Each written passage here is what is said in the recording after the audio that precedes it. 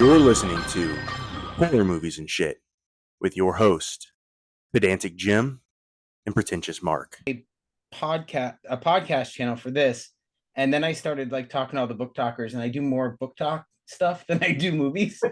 But I love them. They're such great people. But I have a movie club that I'm running now on TikTok called Cinema Society Saturday. My buddy Colby started it, but he's got some movie festival stuff going on, so he can't run it right now. So I'm running it for him, and like we have so much fun, and we got book talkers and movie talkers all interacting. I think it's great. I love it. I'll join the next one. Is it this Saturday?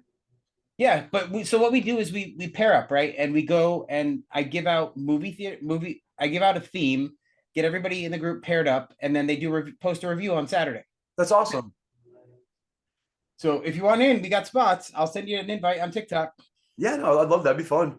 Yeah, it's a blast, and Veronica will be so happy. I need she has so many questions for you. I just can't even. Every question that when I posted that, every question is for you. Every question is from her. I'm so excited. Let me find out where Mark is. Let's see. Oh, yeah. He can't figure out how to get the link to his email. Hang on 1 second. Let me send that to him. Okay. I'm so bad at all this stuff too. Yeah. My boyfriend's the tech savvy one. I'm just right.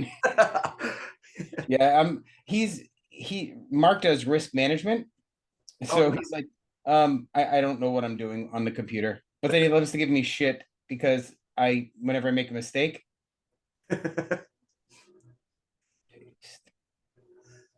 Hey Mark, I'm sending it to you via email right now. Okay, thanks. Yep, bye. Okay, so now he should have an email any minute. But anyway, I'm excited to talk to you about The White Bishop. I freaking love that audiobook. Oh, thank you. That was awesome. Yeah, Rod just killed it. He knocked it out of the park. His first audiobook. I mean, like, I feel like as a pop artist who knows his voice, I mean, I feel like he was like the appropriate choice for that. He's just such a good dude too. Big horror fan, so it was nice to kind of join forces with him again, because he helped out with some stuff on Death Drop Gorgeous. When one of the drag queens did one of her numbers, she used a lot of like copyrighted music. So Rod went in and like watched her lips move and put the words to it and wrote a song for it. And there is like a Bright Light song in that movie. So we just stayed in contact. He's just a good guy. Super, super nice. That's awesome. Oh, well, speaking of super nice, here's somebody that's not. Hey, Mark. Hello. How are you? No, I've been better. Yeah? Oh, so like this whole tropical storm hurricane thing? Yeah. I've been dumping gallons and tons and everything of water. Yep. And now I have a leak. Oh, God. The one thing you said you weren't worried about. Well, so I got all the flat roof repaired, but this is not the flat roof. Oh, it's the regular roof. So yeah. So Brendan, something you don't know yet. I went over to visit Mark. I went to a book event to meet one of my favorite authors, and we stopped by Mark's house on the way home, and not too long after we left, his roof collapsed. Oh man. His dog did try to warn him while I was there. I'll just say that. But is insurance going to cover it? No, it's Florida. Oh, damn it. I'm sorry to hear that. That's no fun at all. No, because we just finished like doing a whole bunch of that repairs that Jim caused and all this. But how big a hole is it? Is it big? This one here isn't too bad. But it. Like I've never put up drywall before, and I did that, and I fixed a whole other thing, painted it, and then the next day, more. Anyway, well, welcome to horror movies and shit. Yeah, welcome. Well, thanks. Sorry you have to deal with Mark. Yeah. No, thanks for having me on. I'm happy to be here. So, Mark, are you familiar with Brendan and his catalog of work? I did a little research. Okay. So would you like to introduce Brendan then? No, go ahead, Jim. So, Mark, Brendan is not only an author of the book White Bishop, which is everything the last voyage of the Demeter wished it could be, but he's also a filmmaker. Yes, I've looked up your IMDb. Uh-oh. That's his 3 minutes of research to contribute, just so you know. But You anyway, know, what's funny? what's that, Mark? On IMDb, there's like under your page, where is it? It says, and I want to confirm this with you if I can. It Oh, says Lord. you go by an alternate name. Oh, really? Sometimes it's just Brandon Perez. I probably mispronounced that. No, that's fine. I think so I have a hyphenated last name, so it might be one of those situations too. Right. I don't know who updates IMDb, but I guess somebody thought it was important enough to have that under your bio. IMDb is like, it's the most archaic interface too. Like even for us to edit it, it's like a nightmare. Then to have like your photo on there, you have to pay like $20 a month. No. Oh, you have to do the pro stuff, right? So, Brandon, I wanted to start with the white. So wait, Jim. Mark, Jesus. Before we talk with Brandon, I have 2 questions for you. No. So number 1. No. Hang on, wait. Number 1. It's going to be long legs, by the way, Brandon. No. Number 1. Are you going to spoil any new movie today? I haven't spoiled a single movie. You totally spoiled. I did not spoil a movie, and your reasoning was, "Hey, other people have spoiled it, so I'll just go ahead and spoil it." So, Brandon, in case you're not Fucking sure what he's referencing, I made a comment about Deadpool versus Wolverine, or Deadpool and Wolverine, the new movie, and a character in the film, which is not a secret anymore. No, it's not a secret anymore because assholes like you fucking post it on the internet.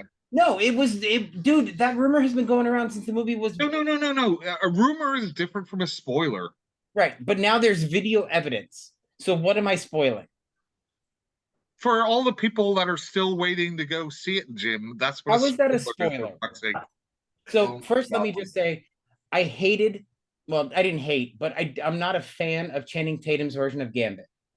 His accent seems really. So sorry, everyone. There's another spoiler.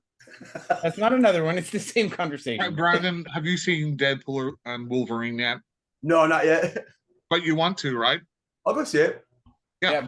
But that's not a spoiler for you to know that somebody's in the movie, right? Maybe you'd like to be surprised by some of the cameos. But he's in like half the movie, so it's not even a cameo. No, for fuck's sake. Oh my God. Okay, so anything else, Jim? Bruce Willis is a ghost. Hey, Mark, can we get over you so we can talk to Brendan, please? No, I have one more question Okay.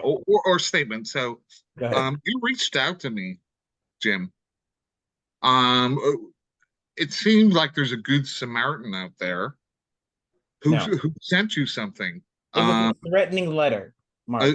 It was threatening. What was threatening about it? So, in case you weren't aware, Brandon, I refuse to see the movie Longlegs until the hype dies down, right? Because regardless of whether I like it or I don't like it, I'm going to hate it because. Well, you said you were sick of the hype. I am, and because of the hype, I'm going to hate it no matter what. So I'm going to let it. Every time I tag you in a Longlegs thing, you're like, I don't know what this is. I do that on purpose. Yes. Oh, really? You do? I do. I didn't know that. Thanks, Jim. But anyway, so I got a letter in the mail last week because I have not been responding to Mark or pretending not to know what he's talking about when he tags me in shit about Longlegs. So I got a letter with no return address. And it says, Jim, we've been trying to reach you about this new horror movie. And it had a broken Freddy Krueger inside of it. And I'm sorry, but I find that threatening. And then you could barely read this pink page, like somebody didn't know how to pay for ink for his printer. And I can't figure out what it was supposed to be. Wait, Jim, you said his printer? How do you know it was a he? Well, I did find out that somebody reached out to my partner for my address. Mark.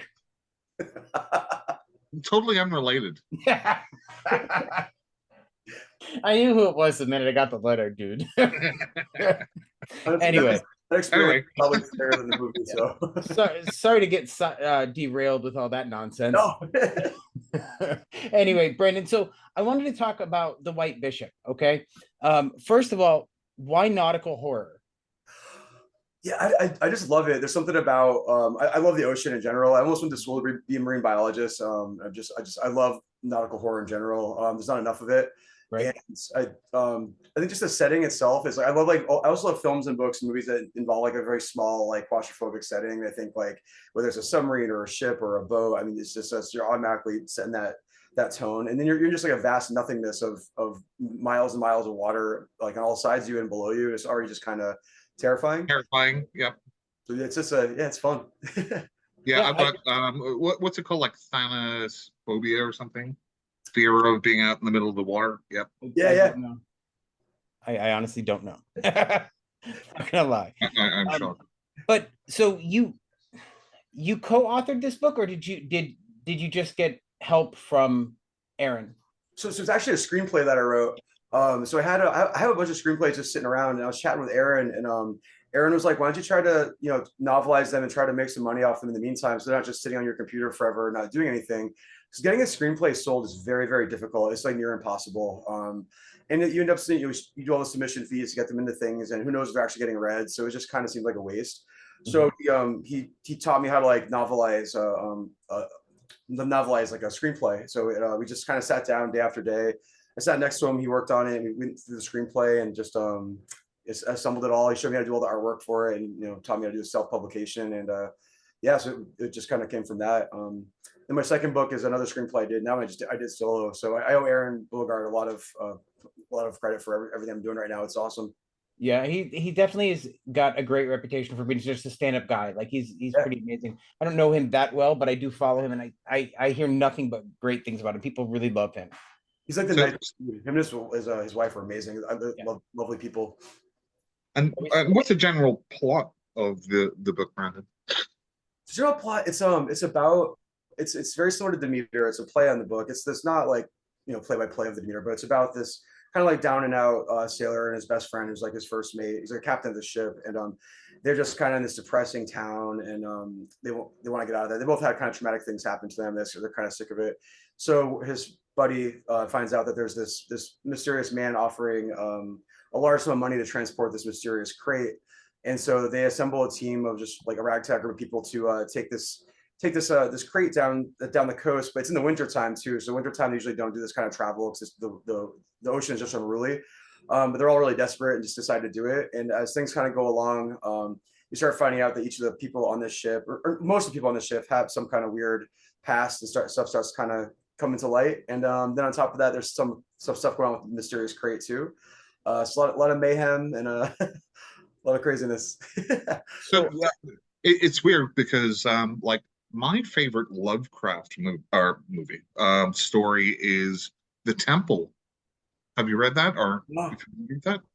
Yeah, it actually takes place on a submarine in World War II, and they find a artifact, and people start to go crazy in the submarine.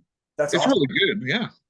Yeah, that's pretty cool. I've not heard of that one either. Oh, that sounds awesome. So the priest on board is a pretty central figure to the entire story, right? Yeah. Is that just because of the time, or are we trying to throw in elements of religious horror? So it is religious horror as well too. It's kind of about like evil people placing their faith into something last minute, like this like safety net for bad people. All of a sudden they become religious and want to be like, I'm so sorry, but like they led kind of a shitty life, or just really shitty. And so there's a lot of allegories about like where people place their faith when they're desperate, but like they don't really have faith when they're alive and do good things, like act like Christ would act like. And it's just kind of like just about like human like selfishness and yeah, the priest plays. I don't want to get too much away. I'm trying to think how to explain it without giving it away. Yeah. But yeah, even like his little congregation in town too, and his whole story parallels the story of. I'm not religious, but I love religious horror. But story of Joseph, and you have the reveal about like his backstory, what happened with him and on the farm and the kids and stuff. That's an allegory. It's like to Joseph and his brother. So like when Joseph was the youngest, the father favored him the most. He did the least amount of work around the on their property, and one day the brothers got really jealous of him and threw him into a well, like a dry well. So that story kind of parallels that, but it's just how do I say so I give it away? I guess when power falls into the wrong hands, what people will do with it. Some people will do good things with their power, and some people will not. In the Bible, Joseph did good things with his power towards the end of his life, when he became like the one of the who was he? He's like the one of the leaders in Egypt, and his brothers all came to him for help, and he gave them grace and like gave them food and money and helped them out even after how horrible they were to him.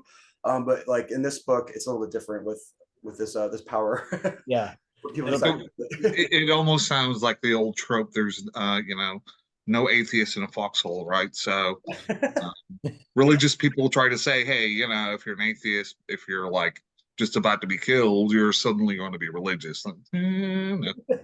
No, very, very true. There's a lot of that. Well, it does sort of, and even the religion plays a little bit into another subplot with two other characters in the book that I don't want to give away because it was sort of a little bit of a twist. But I thought it worked really, really well in my opinion. Like I was like, oh wow, okay, I liked it a lot. I don't want to give it away, but you should read it, Mark. The audiobook's fantastic. Oh, thank you. I will. Yes. You should. I will. So, Brandon, what kind of horror inspires you to create? Because you said you do screenplays a lot. What kind of horror really gets you going? My three favorite branches of horror. Horror fantasy is my absolute favorite. I'm a huge Clive Barker fan. Like that's like my wheelhouse. And then right off of that is like folk horror. I love the two of those genres a lot. So I think my biggest inspiration really is like Clive Barker. Just like that realm of like horror that can just have like magic and monsters, and it just can kind of just be whatever you want. There's not really any rules. It's really fun. Oh, nice. There you go. Yep. Awesome. And then I also just love just sleazy, shitty like 80s slashers. Oh hell yeah. Yeah. Well, Mark doesn't like slashers. He's definitely not a fan. Right, Mark? And we've kind of explored this on other podcasts. Yeah. I say I don't like slashers, but then I'm like, oh, I really like this one and this one. But I think there's just so many of them that are absolute garbage. Oh yeah. I mostly like 70s and 80s slashers are my favorite. After like 90s, early thousands, they lost me on the slashers. But there's some good ones in there, but not as many as like those 2 decades. I absolutely agree, but I will say that slashers in general get my blood pumping more than probably any other genre. I mean, I love a good chase scene. I freaking love it. So, which do you prefer? Did you enjoy the process of converting your screenplay into a novel, or do you prefer writing screenplays? It's tough. They both have their pros and cons. I do love that you can be more descriptive in a novel format, where a screenplay is just really bare bones. Like you're trying to just get as much information across with as little wording as possible, but using like all 5 of your senses. And sometimes I do like the challenge of trying to just like minimize your writing. But it also is kind of fun to like be super descriptive in a novel. So I guess it kind of depends. I think like in the horror fantasy end of things, it is more fun to write a novel, but I've written screenplays from like slasher adjacent kind of stuff too, and putting those into a screenplay format is a little bit more fun and efficient. Mm-hmm. So I hate to backtrack, but you mentioned what? Just wait. Okay, so I have to ask Brandon a question. Okay. What do I always ask? Okay, so White Bishop, right? You're given $10 million to make a movie of it. And I know you're an actor, and you've been in a lot of, but let's just say pick like your main characters and which actresses would play the roles and who would direct it. And I know you're a director too, but I think I would for the director. Oh wow. For like a modern director, I do love the Addams Family. I think like what they're doing right now, they handle horror fantasy really well. I loved Hellbender. I loved Where the Devil Roams. I think them doing like this version could be really cool. For the actors, there's oh my god, that's a really good question. Yep. I'd throw Tom Hardy in there just so I can get him shirtless. That's fair. And mumbling. I would listen to that man mumble all day. I don't care what you say, Mark. I have a huge crush on Dominic Purcell. I'd throw him in there somewhere too. Yeah. Hang on. This is about actors, not who you find attractive. We can have both, Mark. Yeah, we can have both. For actual, I'd love to get. I'd love Willem Dafoe. I'd love to throw him in there too. I would love to see Colin Feore play the priest. Oh, that'd be awesome. That would actually be pretty cool. I love that man. He can act in anything. He is good. That's actually a pretty good choice too. yeah, I think that. Yeah, I don't know. That's a good question. I never really thought about who the actors would be for these roles. That's a tough one. So, Jim, why don't you go ahead and ask whatever you want to ask, and we'll give Brandon some time to marinate that question. Yeah, now I completely lost my train of thought. So, okay, let's talk about your films, right? Because you just finished a film, which is why I reached out, because I hadn't read The White Bishop yet, and I saw that you'd wrapped filming on Hollow Lake. Yes. Tell us about Hollow Lake.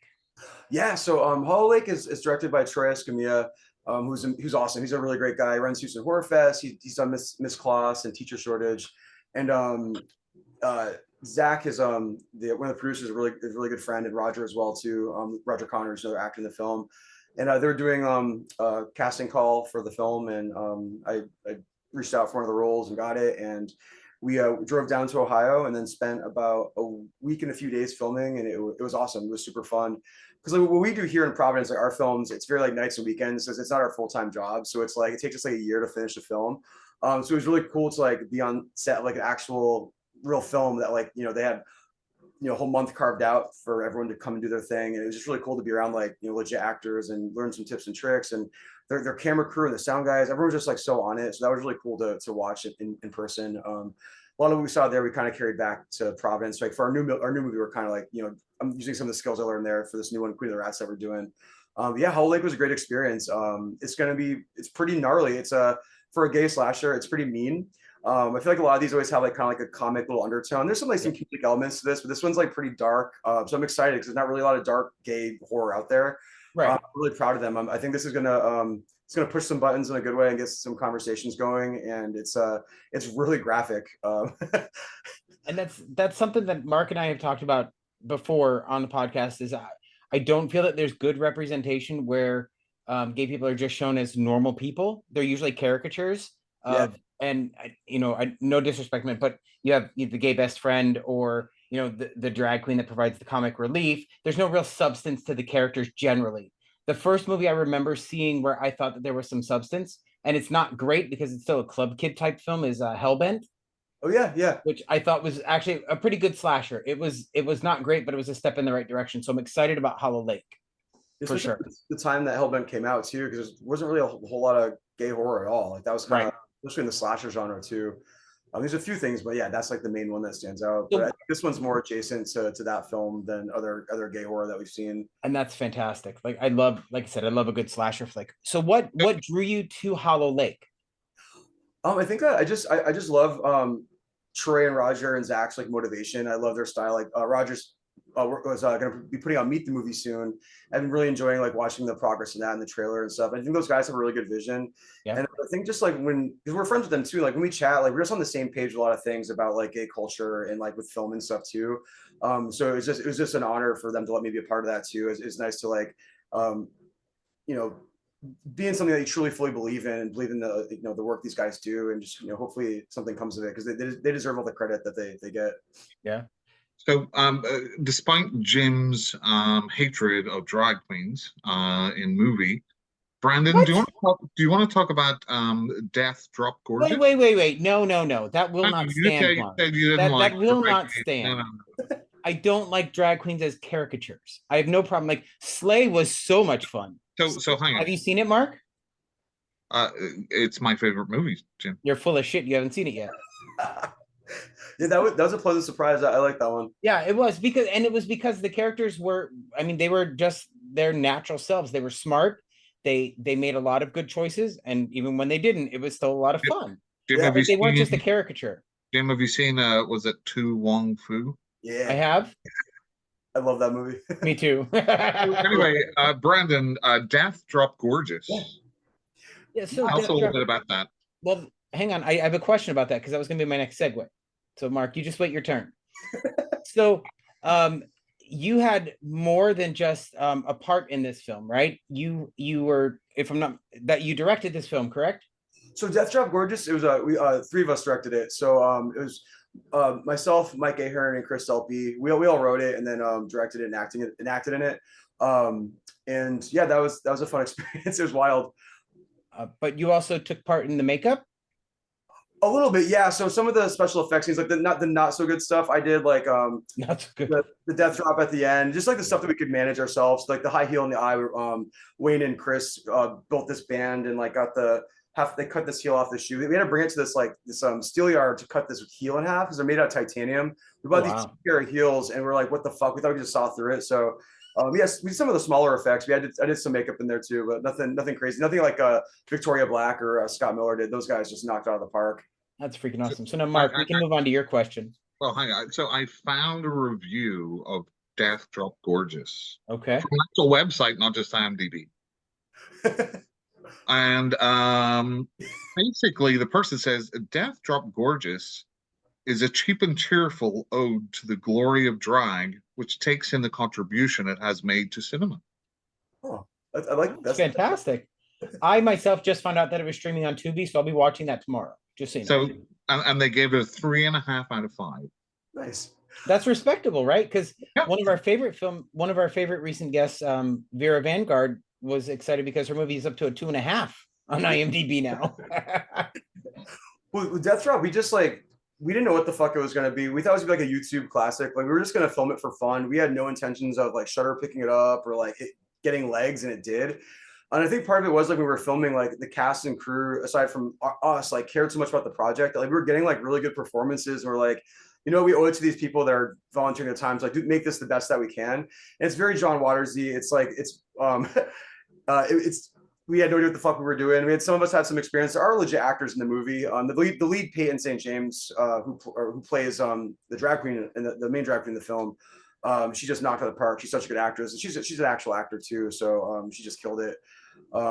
Yeah, we just like my friends and I or Chris and I were sitting around talking about like how these sex apps are just kind of made for serial killers. Like when gay men are horny, they'll like meet you in like an abandoned slaughterhouse, like 20 yards or 20 miles in the woods. They don't give a fuck. And so then like we were talking about this with our friend Mike. He's like, oh, let's make this into a movie, just joking around. And so we started like talking about it and writing. We added more meat to the plot too. We added like just some more commentary at the gay community.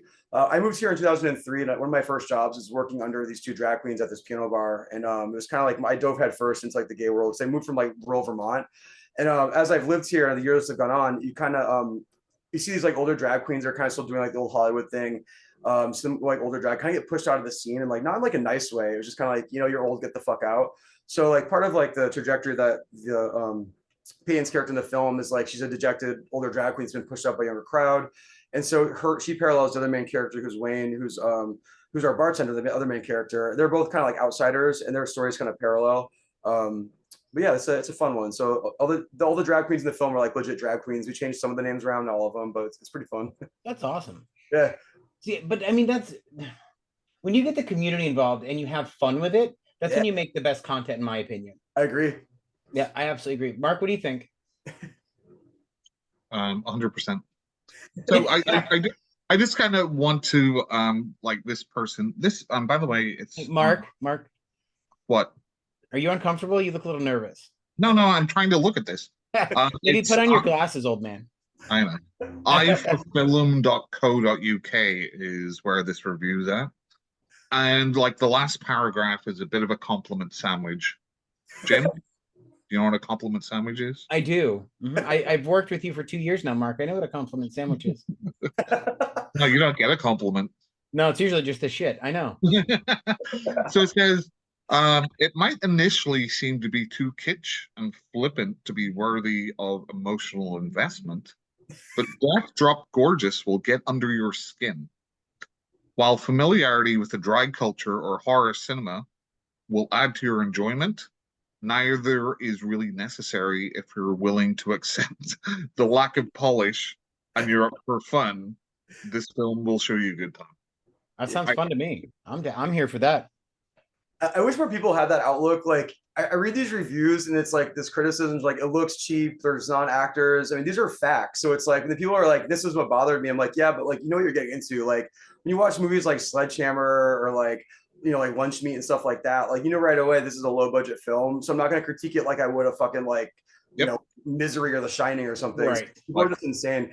No one just can like chill and have fun anymore. Like, yes, there are some really shitty movies that like suck, but like, it's also okay to admit that something's just fun and not good, and you just had fun with it, and not give it like a 1 star. Like, just you need to understand like what things are. Like, what are you watching? Like, I don't know. It blows my mind sometimes. Yeah, I mean, the biggest sin of any movie is for it to be boring.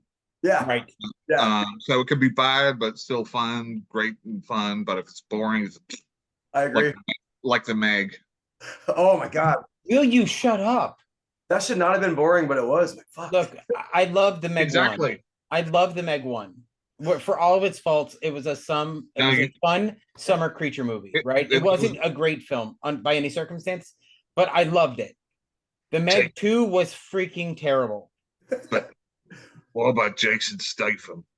I got to see his abs, so what do I care? Or- That makes the movie for me. He'll be in the White Bishop too. Yeah, right.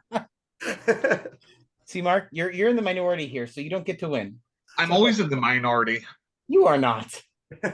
On this podcast, it's always me with gay people, Jim. That's because I'm always here. I'm the minority. You are not. As a straight white male in America, I'm the minority. You have to complain about it. It's a good thing you're from the UK and we can tell you're kidding. So, Brandon, we have a few questions that Veronica wants to know, so I'm just going to go rapid fire through these. What was your favorite project you've worked on to date? Fuck. Man, that's a tough one. I'd probably say Death Drop Gorgeous, I think, was probably the most fun. Saint Drogo was just so, the conditions were just freezing cold. We filmed like in just the worst conditions, and like we like powered through that movie, and we didn't have time to kind of have fun. Where I feel like Death Drop was definitely like more community involvement, and just some of the scenes were like super silly. That was a little bit more fun, stressful, but fun. Yeah, Death Drop that's Gorgeous. fair. Yeah. We sort of answered this one a little bit earlier, but do you find it easier to write since you do screenplays, or is it completely different to write a novel? Yeah, it's weird. They're both fun in their own ways. Yep. Yeah, it's weird. I think I started off like way back in the day, like just writing like not like my version of novels. I was like, in high school and younger, and I kind of continued a little bit through my 20s. We kind of gave up on it, and so going from that, then learning how to do screenplays was kind of a fun challenge. Yeah, no, I think they're both fun in their own ways. Yeah. That's fair. In your screenplays, Brandon, I know people write them differently. Do you write as far as like camera shots and things like this, or is it just kind of dialogue and setting? So the White Bishop, I actually did put all the camera angles and stuff in, and then I stopped doing it, and then just focused on just like the actual script and stuff. Right. And so the second and third ones I have the full lengths, and I have some short ones too that I didn't do the camera. I did camera angles in some of them. But yeah, sometimes when I start going, I start writing, I skip the camera angle stuff. I'll come back. That's fair. Yeah. So the next one, I told her I wasn't going to ask, but I'm asking. She wants to know if your boxers or briefs. Boxer briefs or nothing. Okay, there you go, Veronica. She is watching, so I'm sure she's going to be so excited. It's been hot lately, so it's been like no underwear for the last like month. Oh, there you go. There you go, Veronica. Commando style. Jeff would like to know if you've seen Longlegs yet, Mark. No, that wasn't for me. That's for Brandon.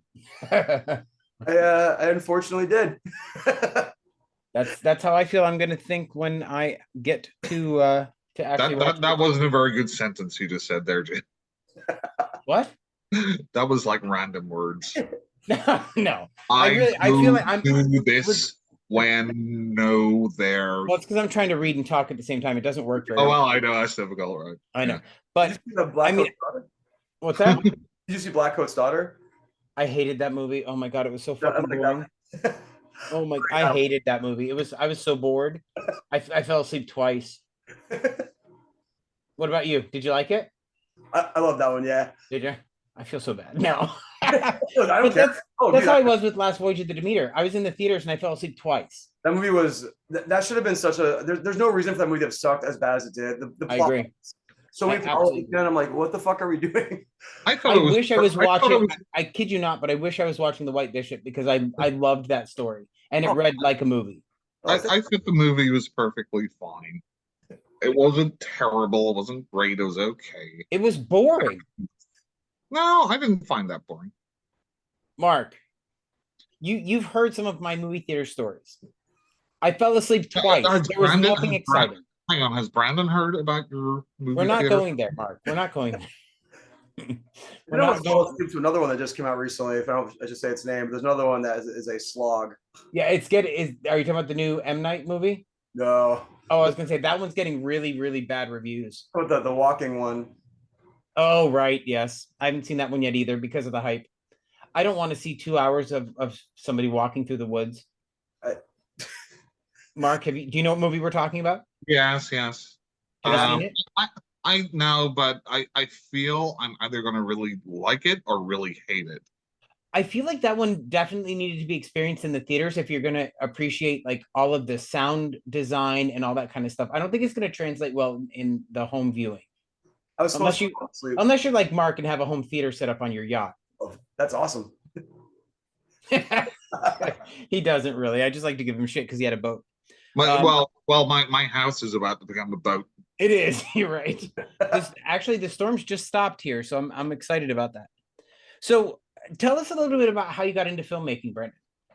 Yeah, so I went to school way back in the day at college for digital editing and recording. This is like back when we were still using cassettes, like so. Times have changed. So I don't have any like I didn't go to school for like no like film theory or anything. It's just like all the technical stuff.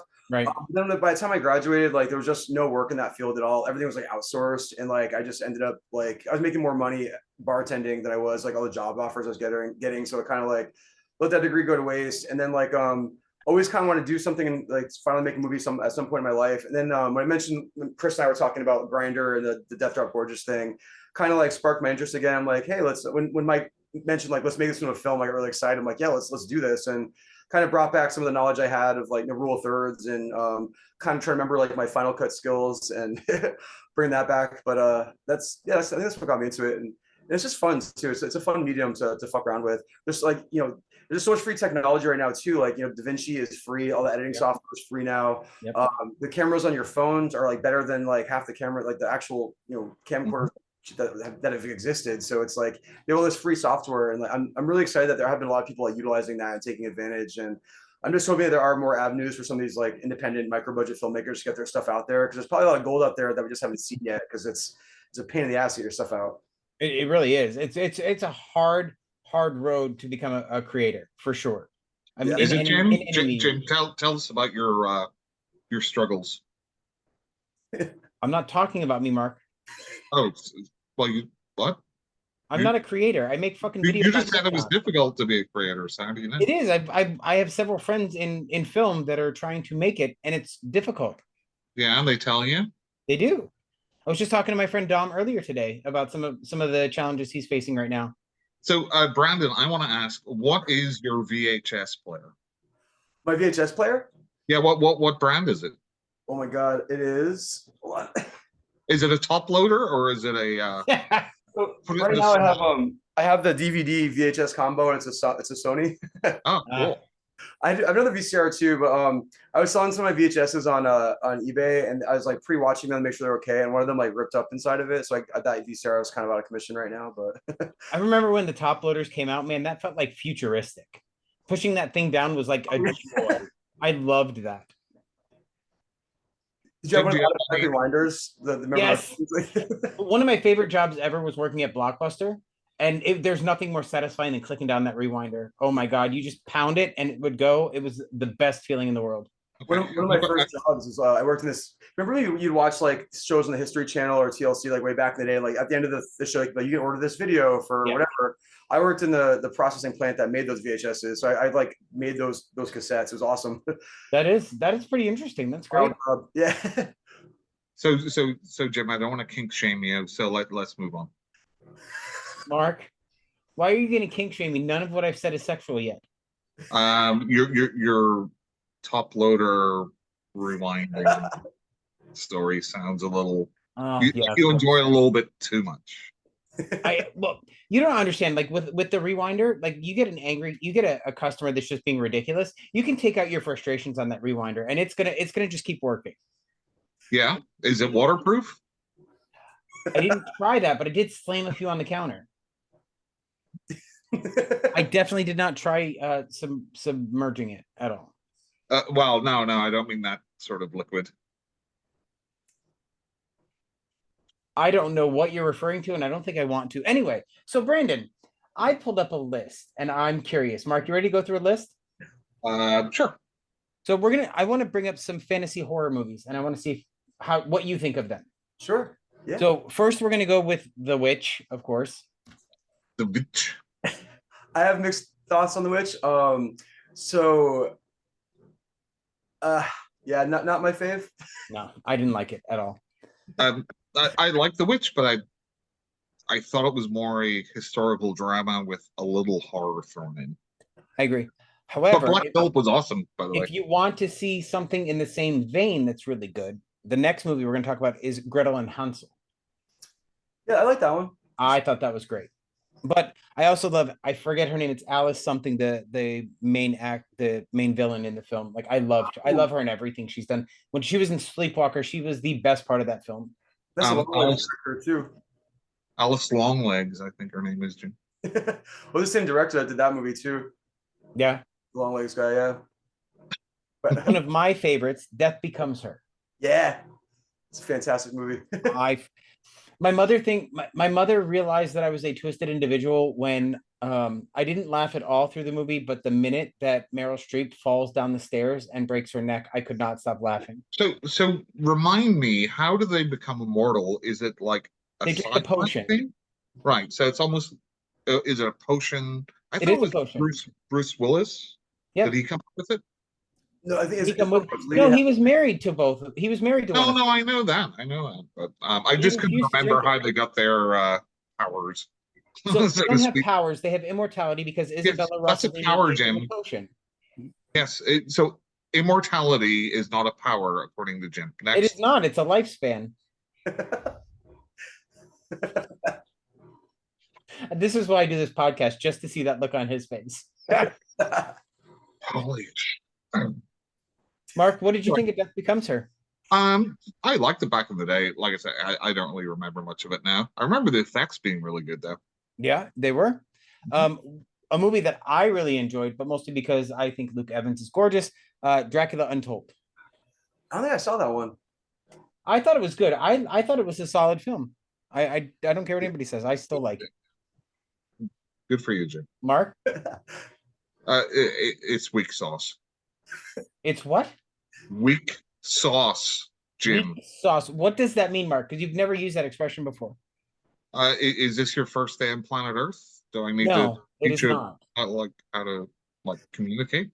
Weak sauce, Jim. That's a colloquialism I'm not familiar with. Let's move on. So I'm going to bring up a movie that probably isn't considered horror. It's more family and fantasy. But if you were a kid and you saw this movie, it was scary as shit. Return to Oz. Oh yeah. Yeah. It's a bizarre movie. It is, right? Mombi scared the shit out of me as a kid. Yeah. And the Wheelers, oh my God. When that Wheeler fell over into the deadly desert. Oh yeah. That was terrifying. The set pieces in that movie are incredible. And the claymation with the Gnome King. Oh my God. I think it's like a super interesting movie. Yeah. And I don't know if there's much out there like it. I agree. Yeah. I absolutely agree. So how do we feel about, and I don't know that I would consider this horror fantasy, but Pet Sematary. Yeah, I like the original Pet Sematary. Yep, I agree. I liked it a lot.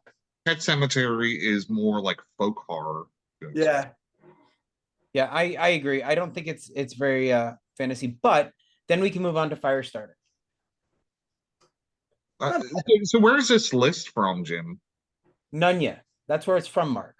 Yeah, exactly. You wrote these down because a lot of these are not fantasy horror. No, actually, these are what come up if you Google fantasy horror, believe it or not. Well, yes. Well, you can Google, hey, is the Earth flat? And you'll get lots of yeses. No, but next I would like to talk about The Covenant. Oh, yeah. I haven't seen that in a long time. That's a fun one. That was a fun film. Mark? I'm trying to remember which one that was. That is about the group of boy witches. Haven't seen it. It sort of gives a lot of... Hang on. Boy witches? You mean warlocks? No, boy witches. So what's a warlock, Jim? A warlock is a warlock. Why can't a female be a warlock? If you actually delve into fantasy, they do make a distinction between a witch and a warlock, and it has to do with power rankings and not sex. I didn't know that. Yeah. How interesting, Jim. Thank you.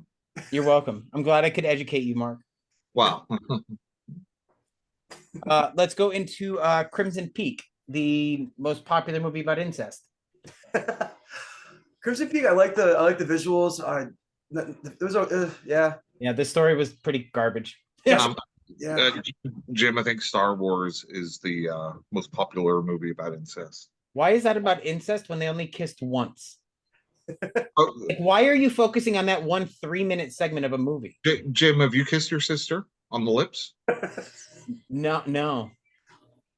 So But you know what else I haven't done, Mark? You could do it for 3 minutes, right? But you know what else I haven't done, Mark? I haven't been separated from my sister for the first 20 years of our life. So I would not have known her if I saw her. So it makes it okay? No, it just makes it an understandable mistake. It sounds like a Jerry Springer episode. I'm not even going to go there. I'm not going to go there. Next up, I do have a list up from Collider, is Solomon Kane from 2009. I've never even heard of this. Yeah. No, I don't think I saw that. I think that's based on a comic book. 2004, Housing Solomon Kane. It's an underrated. Unless I'm It doesn't thinking. say. It's James Purefoy is all it says. I've not seen it, so I'm thinking about something else. I'm going to skip right by that. So next up, we have Mandy. Speaking of Nicolas Cage. I like the first 2 acts of Mandy. The third act with I'm not the biggest Nicolas Cage fan. I like him as a person, but when he turns into Nicolas Cage in a film is when I lose interest. When he's just doing the whole blah, blah, screaming and being Nicolas Cage. I thought Mandy started off really strong. I really liked him in the beginning. I thought the actress, the lead actress, and the guy that played the cult leader did a fantastic job. I thought some of the cinematography, the transitions were really, really cool. It was a beautiful film. The motorcycle monsters were kind of cool, but yeah, it kind of fell apart for me in the third act. See, if I see Nicolas Cage in a movie and he's not Nicolas Cage in a movie, I'm just not into it generally. He hasn't failed to be Nicolas Cage in a movie since Raising Arizona. I still love that movie, but that was the last time he actually acted and wasn't just Nicolas Cage in a movie to me. I can see that. That makes sense. I was not a big fan of Mandy because it's very arty and it just didn't land with me. A movie that came out around the same time with Nicolas Cage I thought was much better is The Color Out of Space. I knew that was coming. Yes. I haven't seen it. I have no opinion. No, it's really good. I don't know what I thought of that one. His accent was driving me insane. But there were some parts that I liked. Did you ever see the Curse? Which one of the Curse movies is based on that H.P. Lovecraft story too? Yep, it's got Will Wheaton in it. Yeah. It's really fun. Wheaton? It's kooky as fucking hell. It's a wild one too. It's another 80s just sleaze fest. I love it. Yep. So let's stop. Next up is one of my favorite movies as a kid. Right? It's a Roald Dahl story, I believe. Did I say his name right? I did not. No, you didn't. His name. I butchered it. It's awful. Anyway, The Witches. Oh, I love The Witches. Angelica. Roald What? Dahl. Thank you. What did you think of the movie, Mark? The Witches? Yeah. I saw it back in the day, but it's for kids, Jim. So Yeah, but I don't as an adult I don't tend to watch children's movies. no, Mark, I saw this in 1990 when it came out. Okay, so you were 40, yes. Yeah, I was 40 in 1990. Thank you, Mark. One of my favorite movies that's generally not considered horror, but is definitely dark fantasy, The Dark Crystal. Oh yeah. The Skeksis were terrifying. Yeah. Let's be honest. Mark? Nah. Forget.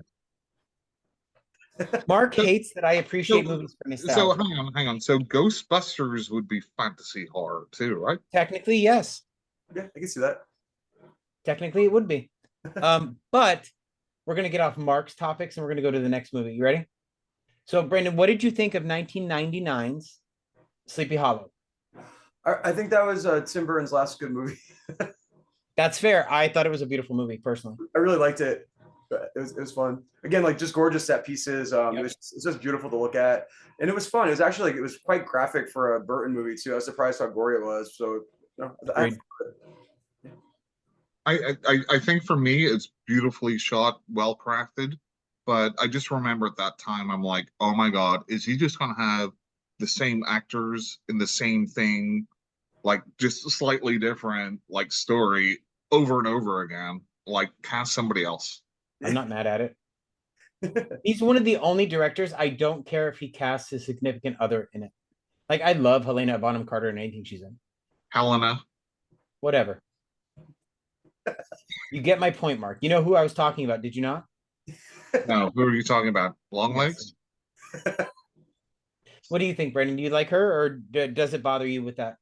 I don't think I've seen a lot with her, and I know she was in Fight Club and some of the Tim Burton movies. I don't know too much about her. She was also in the Harry Potter films. I always saw like Lestrange. Oh, okay.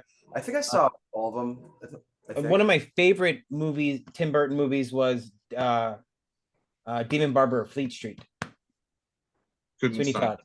Oh, I don't think I actually saw Sweeney Todd. It was her and Johnny Depp again, and it was amazing. I got 10 minutes into it and I'm like, oh, it's that sort of musical where they sing every single fucking line. No, do you know what that's called?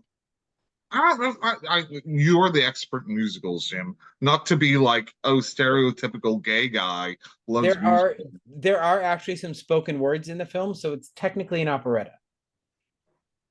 Well, there wasn't in the first 10 minutes, so I turned it off. Musicals are crazy. Yes, I think that's why I avoided it. It's dark and it's a different type of musical, so I loved it. Sort of like Repo the Genetic Opera, which is fucking amazing, and I don't care what anybody says. Sarah Brightman kills it in that movie, and Paris Hilton's face falls off. How could you not love that movie? Jim, should we do a podcast in the same vein? I can't sing. I'm not subjecting people. What do you mean you can't sing? So next up, 1992's Bram Stoker's Dracula. Oh, I love that movie. There's some choices in there that for actors I would not have gone with. But, yeah, I love Keanu Reeves' English accent in it. Yeah, but that was actually better than his. Time. Let's be honest. That was actually better than his accent. I will say I have the feeling, based on just the visuals I've seen from Nosferatu, it's going to be a very similar feel, and I'm really here for it. But I'm afraid it's going to be too much. But we'll see. I don't think so. Like stylistically, yeah, I think they'll probably be pretty different. Based on what? Based on my eyes and my brain, Jim. So based on the trailer, you don't think that visually it has any similarity to 1992's Bram Stoker's Dracula? No, not that the carriage going through the tunnel and bringing them up to the house has nothing. So we're talking about style, right? Yeah, visual style. Yes. Not plot, right? Yes. So what were you saying about going up the stairs? Stairs? What? What did you say? The shot that they showed in the trailer where the carriage is going up the mountain and goes under the tunnel. It's very stylistically similar to 1992's Bram Stoker's Dracula. Yep. Brandon, what do you think? Do you agree or disagree? I haven't seen the trailer yet. I've seen some stuff, like photos from it, but not like any clips yet. Gotcha. Well, you report back and let me know when you finally either see the movie or the trailer. Next up is probably the most boring movie I've ever seen in my life, is Suspiria from 1977. I like Suspiria. I love like slow brooding movies. But like it's got to have some kind of tension build. So it's indicated to be long for the sake of being long. Yeah. And that's exactly how I felt about the movie. I just thought Jim, how many Italian horror movies have you seen? 3, I think, that I can think of. There's some good ones.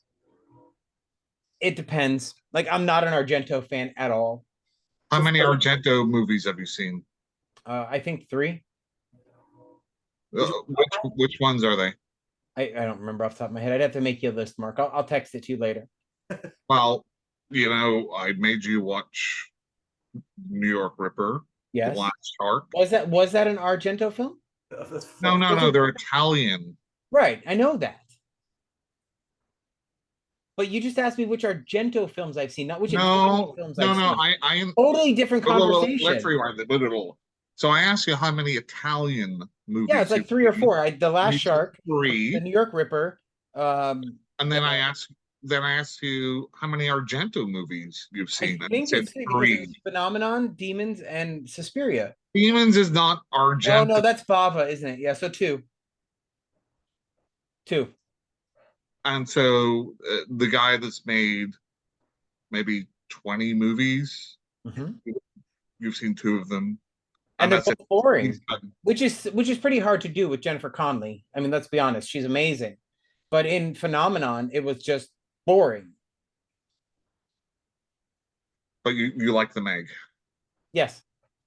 What if Jason Statham was in Phenomenon? Do his abs make an appearance? Yes. Then I'm all for it. Right. Not Donald Pleasance's abs. Not Right. so much. No, not Anyway, really. Suspiria. I mean, fantasy horror. There's witches, I guess. The church is a good one. So here's another one Mark's gonna hate, but as a child growing up in the United States in the 80s, this movie was terrifying. At least to me. Brendan, I don't know how old you are if you're gonna agree, but The Secret of Nim E.T.? was freaking terrifying. Is that with the rabbits? No, the rats. That's The rats Watership and the owls. Down. Oh man, I can't remember the Nim one. So it's about this what is her name? Mrs. Brisby. I couldn't remember. Has to take her son to the owl to get a cure for a disease, or he's gonna die. Meanwhile, the farmer's about to start up the tractor and destroy their home. It's terrifying. And thank you for our audience for sticking with kids' movies and shit. Next up, we have a movie I've never seen, but it looks absolutely insane by Cristobal Leon, The Wolf House from 2018. I don't know if that was it. I've heard of it. I haven't seen it. It looks like a stop motion type film, and it looks bizarre, so it's probably right up my alley, but I haven't seen it yet. Mark, Eraserhead 1977. What do you think? Oh, okay, yeah. Razorhead's a trip. You're gonna give us an opinion, or you're just gonna make funny noises? I said it's a trip. Oh, trip. I didn't hear that part. Sorry. So yes, it's very strange, very art house. And that guy had to keep his hair like that for like 4 years because it took so long to make it. Hey, that's okay. What about you, Brendan? What did you think? I liked it. It's like an experience. It's definitely like a trip is the best way to describe Racerhead. What about the infamous The Crow from 1994? I did a rewatch. It's pretty boring. Yeah. Yeah, I rewatched it like maybe a couple It's not horror. Why is it not horror, Mark? So tell me why it is horror, Jim. Because it's a revenge film. So all revenge films are horror movies. No, but supernatural revenge films are horror. All supernatural revenge movies are horror movies. Yeah, I think that qualifies as a subgenre for sure. Does supernatural equal horror? I think it's a subset of horror. So, Yeah. So you would say like Ghost is a horror movie? Ghost? No, it's a romantic drama. But there's a supernatural element to that, isn't there? That's the main That doesn't thing. mean it falls into the subset of horror, though, Mark. But you just said supernatural stuff does. I said it could be a subset. Yes.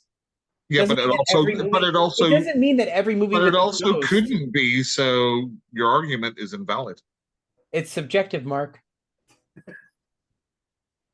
Okay. Anyway, but I will say that Brandon, I apologize for my podcast bitch being bitchy. A movie that I respect much more than The Crow is Charlie Sheen's The Wraith. I think it fits the bill much more. I haven't seen that in a long time too. That's a good one. I like it. That's on Tubi right now too. That's not horror. That's not horror either. I disagree. So next up, we have 2008's Let the Right One In. Was that the original or the remake? The original. I like that one a lot. That was good. right? Because I think the American remake had a different name. Yes. Let Me In or something. Yeah. Oh, yeah. I mean, the American remake was okay. It was just Yep. like it was so close to the original. It's like, why not just show the original? Like, I don't know. Right. I'm going down through the stop motion so we don't offend Mark's delicate sensibilities. So number 2 on this list is Pan's Labyrinth. Yeah, I love Pan's Labyrinth. Oh, visually, you couldn't get any better. It's amazing.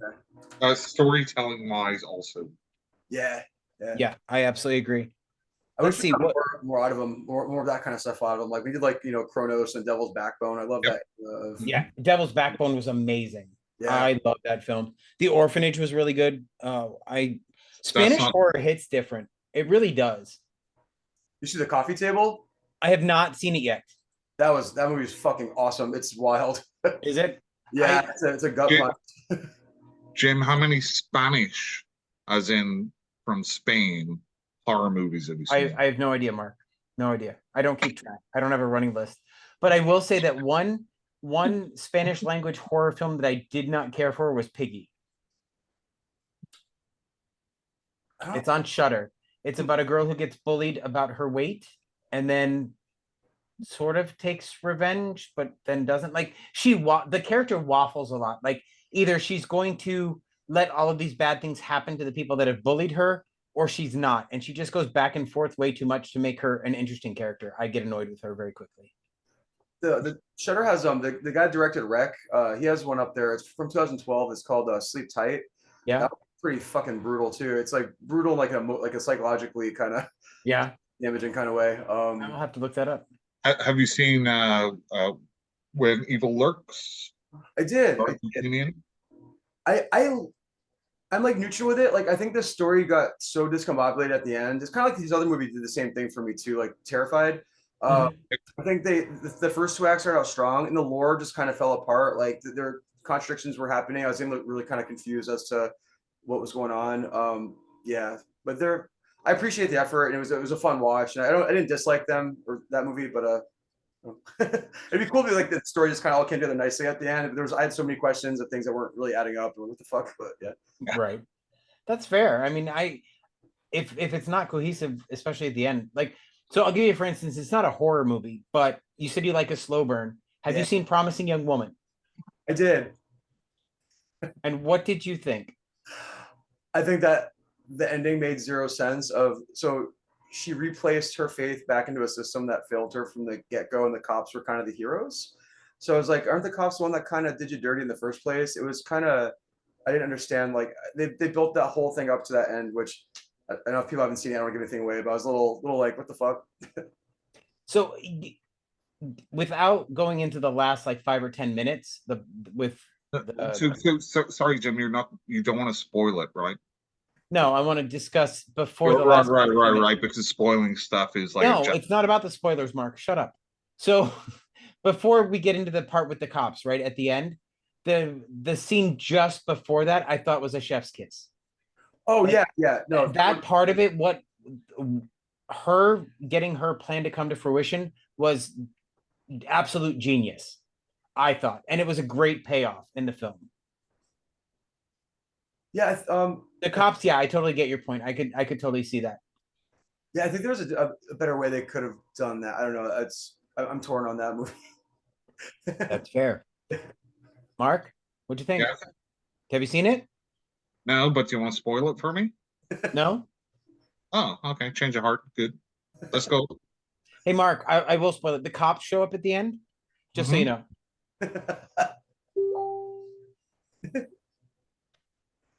Is that a spoiler? Are you asking me? Yes. How would I know if it's a spoiler? I haven't seen it, Jim. I'm telling you, the cops show up at the end. Is that a spoiler? But then you're asking me if it's a spoiler. Yeah, is that too much of a spoiler? I don't know. Is it a surprise? Not really. Then it's not a spoiler. Fair enough, I suppose, right? Is Gambit a surprise? Like, is Channing Tatum not in the credits? Yes, it is. So Channing Tatum doesn't appear anywhere in the credits. Nobody that's ever So, seen the okay, so whenever you go to see a movie, especially one where you figure there's going to be some interesting cameos, the first thing that you do, Jim, is go to IMDb and look at the cast list. 100% of the time, just so you yes. could be like, oh, that's dumb. I already knew Nope, that. 100% of the time, I will Then you want to always go to ruin it for IMDb everyone before I else see a film. Yes, because you're just miserable. Anyway, moving I'm on. not though. See, this is our friendship. He likes to insult me, and I laugh it off. It's just a fact. Moving on. Moving on.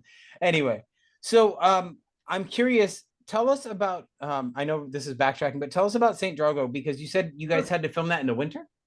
Yeah, so we filmed it on the national shoreline up in Cape Cod in Provincetown. It took us like 3 winters to do it. It was grueling. There's a lot of outdoor scenes. It sucks because like when you're filming something that's like seasonally dependent, you have to wait until like the leaves turn or turn orange or fall off the tree before you start filming again. So Right. yeah, so it was really tricky, and the conditions were fucking brutal. There's one of these scenes we filmed outside on the beach, and like my hands got so cold. I definitely had some sort of frostbite. I couldn't feel them for like 3 days, and it was starting to freak me out. But but it's just the national shoreline in the wintertime especially is just like it's just so cinematic anyways. Just looking at it, it's absolutely beautiful. So it's just like it was worth suffering to get all that stuff on film. And we ended up getting like an actual cameraman for Saint Drogo versus Death Drop. So Kevin and Ryan kind of worked on making it look really good. So it just looks it's just it's a beautiful movie and does not look like a John Waters kind of thing. Hey, there's nothing wrong with John Waters. No shit. I absolutely love John Waters films. Oh, me too. I love John Waters too. But going from like Death Drop to that, it's like two different movies. But that's awesome, right? Because it shows your range. Tell us about that VHS collection by your shoulder. Oh yeah. I did so the next book I have coming out, it takes place in the 80s, and I made like a VHS sleeve for it. And I did a little TikTok video. I had it with a stack of VHSs, so I just haven't put them away yet. So what I mean, obviously you're a collector of VHS. Is that your favorite medium? Like, is it what is it about that medium that you like? So I actually haven't collected or bought in a very long time. So when I was in like grade school and high school, when video stores would sell like their VHSs, it'd be like a few bucks. So I just collected them over the years I was younger. So I have a giant fucking collection. I have a ton. There's this place in Burlington, Vermont called Hollywood Video, but not like the chain. It was like a separate thing called Hollywood Video. And they had an entire basement full of just $1 VHSs. I don't know where they're getting them from. Oh wow. So and I we would go there like once a month and just like bring home bags full of just horror VHS. So I just accumulated so many throughout the years. But I did recently start selling them though. Not all of them. Some of them I'm gonna keep, but like they're worth a lot of money on eBay right now, and people are going crazy. So it's sad, but it's also a medium that like I can't play these things on a VCR because they're gonna disintegrate. I mean, that's just the way that these things were built, unfortunately. Yeah, that is unfortunate. But I really think there's something to be said. Well, and it's probably got a lot to do with nostalgia, but watching something on film with the grit and the this is going to sound stupid, but I miss adjusting the tracking on a VHS machine. I used to love doing that to just get the picture just right. Oh, that was one of my favorite parts of watching a tape. Jim, you have a weird fetish for like VCRs and tracking and rewinding stuff. I don't know.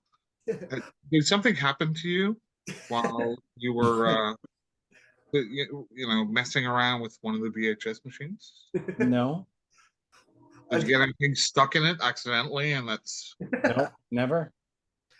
I do know what you're saying about like the grit though. Like I'm a big fan of found footage horror too. I just love how it looks. Like especially a lot of the SOV stuff in the 80s and 90s. Like just the grit stuff just looks creepy by accident sometimes too. Just because it's your brain and your imagination start filling in the gaps like what you're seeing on the screen. It's kind of like a blurred image, but like sometimes that's way creepier than watching something in like 4K where you see every little detail. Absolutely. Yeah, it's definitely a time and place thing. If you look at things like Cannibal Holocaust, right, that were, the director was brought up because they thought it was real, or Guinea Pig with Wasn't it him that got sent the tapes? Was Charlie Sheen? Charlie Sheen, yeah.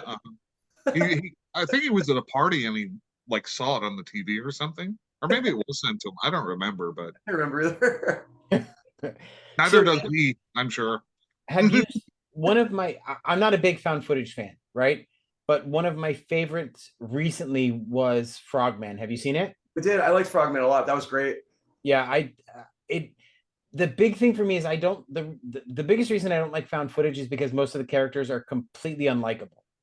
Right? They're mostly just giant pains in the ass where they're just whining the whole time. But I liked the people in Frogman, the characters. Yeah. No, I agree with that. Yeah, I think found footage, like I really like the genre, but there is like some real problems as far as why are they continuing to film it? Yeah. Right? So you have to jump over that. Yep. And then you can't have like characters being silent for like 2 seconds. They always have to be talking. Like, no. That's not how people operate in real life. You know? True. So have you seen either of the Real movies yet? Which one is it? Real, Reel. No. Okay. Are you a fan of extreme horror? Yeah. So there's a website called realstore.net and you can watch the first Real movie for free. Nice. I'd be Okay. interested to know what you think. Okay. The last 20 minutes of that movie go harder than most movies go than I've ever seen. Like I'll definitely watch it. There's one scene that sort of lightens it up for me, and I don't want to ruin it, but after you see it, we'll talk. Yeah. Mark, have you seen him? No, but I mean, with your glowing review saying it's like one of the most extreme things ever, I know, Jim, you're a big That fan. is not what I just said, Mark. I know you're a big fan of extreme horror. You've seen them all. Mark? So I will take that as that is not at all what I said. Are you a big The last 20 minutes yes go hard. That's all I said. Right. Compared to. Sorry, what were you saying, Brandon? Are you a Brian Pollan fan? I don't know. Yes. I can't say I've ever seen any of his stuff. Check out Fetus or Septic. Those are both pretty fucking gnarly. They're great. I'll check those out. So Mark and I had a huge disagreement, and it led to 10 minutes of my silence on a podcast when we were talking about an extreme movie that I will never watch based just on his description. So I do have some triggers. It was Atroz. It was. Oh, I still haven't seen that yet. Well, yeah, it's not bad. It's pretty good. There are certain scenes that I just could not handle, and I know it. And Mark and I got into it a little bit. So well, I described it, and then Jim got upset, and then I laughed at Jim, and then Jim. And then I got upset, and I just took off my headphones for a little bit. Just let them just talk about it. I'm not gonna lie, I was sensitive that day. That was a bit much for me. What wasn't an extreme horror that got me was that scene in Gerald's game with the handcuffs. Yep. Oh my god! The degloving scene. The degloving. Yeah, it got me. I was like, oh, I really get grossed out. That and because I've watched a lot of extreme horror. I've seen a good chunk of it. I don't do the animal stuff at all. Right. But that scene in fucking Imprint when she's sticking that needle under that girl's fucking thumbnail. Yep. No, I haven't seen that one. God, the needles. What'd you say, Mark? Yeah, the needles under her. It's Takeshi Miike's imprint, and he can shoot like torture scenes so beautifully, so painfully. Yeah, and I think the most relatable stuff that you see is one like you could watch somebody getting their head cut off, and you're like, oh, okay, well, I don't know how that feels, but you could watch The Thing, and they're cutting their thumb with the scalpel, and you're like, God. Ooh, that's gonna hurt. Yeah, pulling up a fingernail is the fastest way to get me to cringe. Oh, there's a Italian one. The fuck is it called? Alpha or Omega something. Oh man, what the fuck is it called? It's like I forgot. There's an American name for it too. There's a really gnarly fingernail ripping scene with some pliers in that one too. Yeah. What the fuck is it called? It's like a crazy mom and her son that live in this house, and man, they dissolve that lady in the bathtub. I can't remember what the fuck it's called. But that fingernail scene's pretty brutal too. It's pretty yeah. You know what we don't see enough of that will make everybody squirm is dental horror. Yeah. Have you seen The Dentist, Jim? Oh yeah. Yes, Mark. That's the only dental horror centric film that's ever been made. What about The Dentist 2? I've not seen Corbin Burnson in The Dentist 2. I love both of them. And of course, not a horror movie, but Marathon Man with Justin Hoffman. What's it called? Marathon Man? Oh, Marathon Man. Oh, man, I haven't seen that in a long fucking time either. Yeah, there's a cringy dental scene in that too. I mean, just because everybody hates the dentist, right? It could be amazing. I have a friend who's writing a book about dental horror right now. I'm excited. I might be crazy, but I love going to the dentist. I don't know why. I love it. Are you a masochist? Like maybe I don't know. Kind of. I don't know. You're like Steve Martin in Little Shop of It Horrors. wasn't Steve Martin, it was Bill Murray. Or Bill Murray. was Yes, the dentist, Steve yeah. Martin was the dentist. He's just like trying to hurt him. And Yeah. I love it. He's like, oh. At one point he's singing. I could never do that. No, never. Mm-mm. Hate the dentist myself personally. So, as an author or a filmmaker, is there anything you are not willing to do as far as storyline? I got asked that question a couple of times, and it's really tricky because I think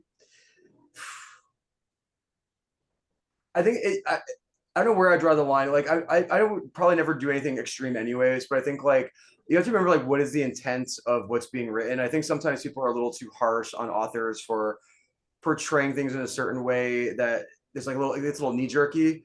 Yeah. And I think sometimes like what is the intent of the character? What is the intent of these things are extreme. Like for instance, like people have a really hard time with rape in books, understandably so.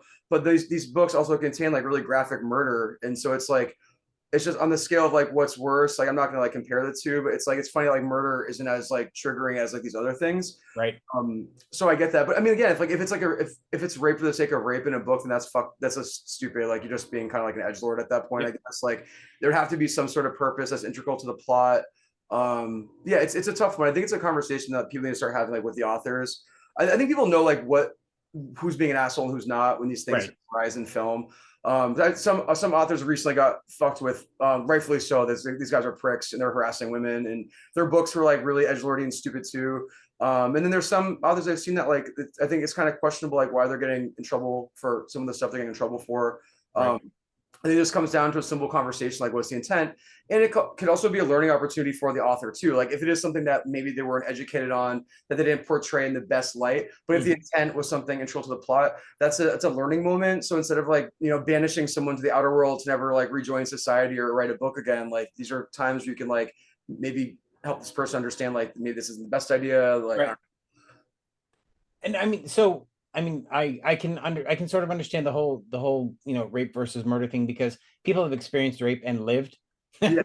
Haven't really experienced murder and lived, if we're being honest. But it could be like someone that got murdered. It could be like if your partner got murdered. Do you know what I mean? Like murder. Yeah, of course. But I think it's going to hit a little bit differently if it's a personal experience. But again, if it's treated right, I'm all for it. I really don't have any boundaries. It's more so like I read this book and the first.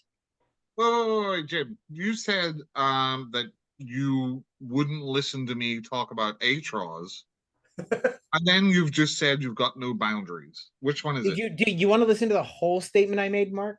I said if it's treated properly, I don't really. You haven't seen it.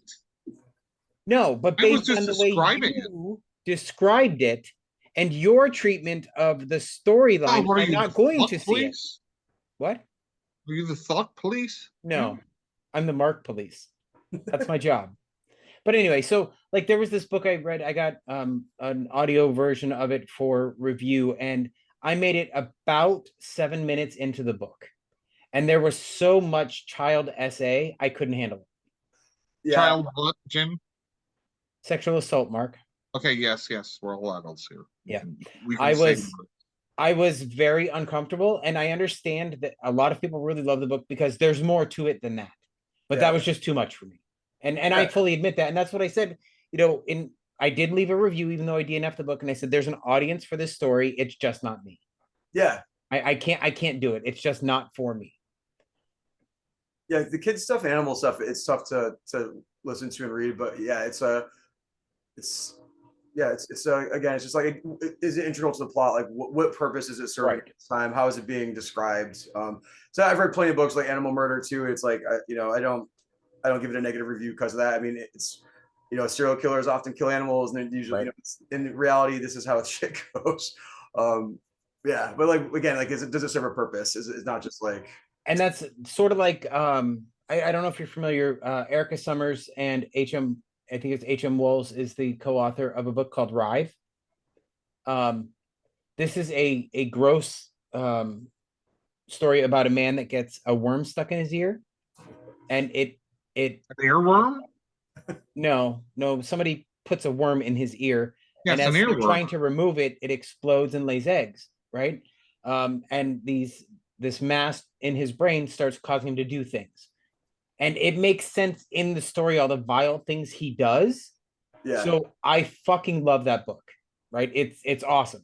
And there's some really great LGBTQ representation in the book, which was another bonus that I wasn't expecting. But like overall, if it's treated well, like that, or Exquisite Corpse by Poppy Z. Bright, Yeah. right?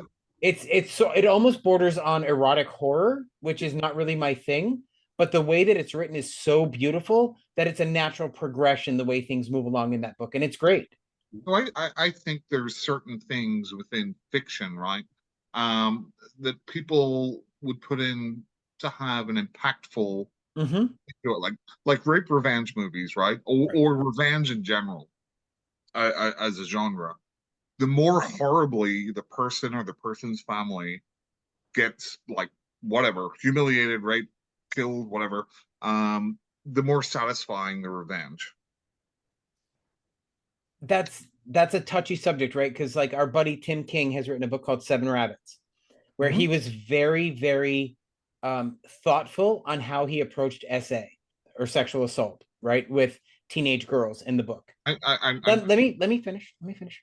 Where he doesn't describe the act explicitly, but he does describe how the girls are treated after the fact, and that is what ignites the revenge in the book. So it really is all about how the situation is treated. It can be graphic, like All the Rage by David Hardy. There is tons of graphic sexual assault throughout that book. What And I'm saying is there's certain things that are put into fiction for a purpose, right? So you look at like James Herbert, right? The rats. The first thing in that book, the rats eat a baby.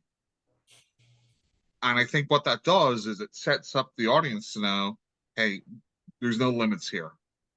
But that's, if you would have let me finish, Mark, that's exactly where I was going. All the Rage is very explicit in the sexual assault that takes place during the book, but it feeds that story. So it's integral to the plot line. It has to happen so that you understand the motivations of these characters. Whereas in Seven Rabbits, it's not about the act or the violation. It's about how they're treated after the violation that triggers these people to take their revenge. So it all depends on the story and how it's treated. 100%. Brandon? No, I agree with that. It's I did social work for a very long time, and I work in mental health, and like the stories of what reality is very fucking dark. I had cases that are scarier than any book I've read or movie I've seen. It's like you can't even believe what you're reading sometimes. Yep.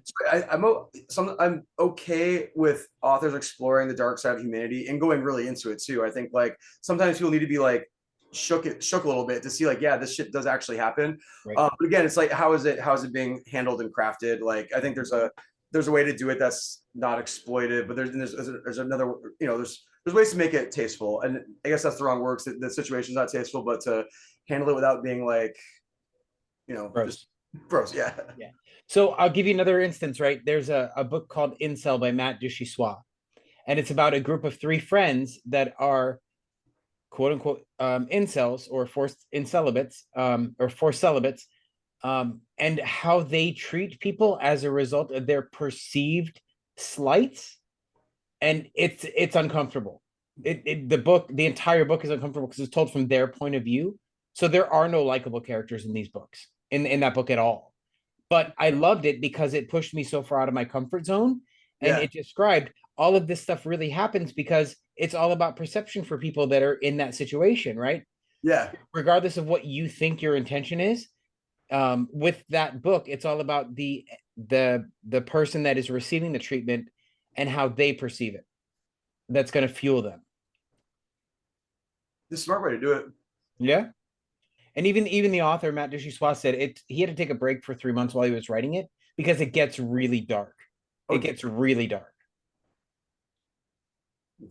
Mark? So there's movies like Grotesque, Right. Brandon, I don't know if you've seen Grotesque. I have not. Now, that movie is just all about the torture and special effects. There's Mhm. no real story in it.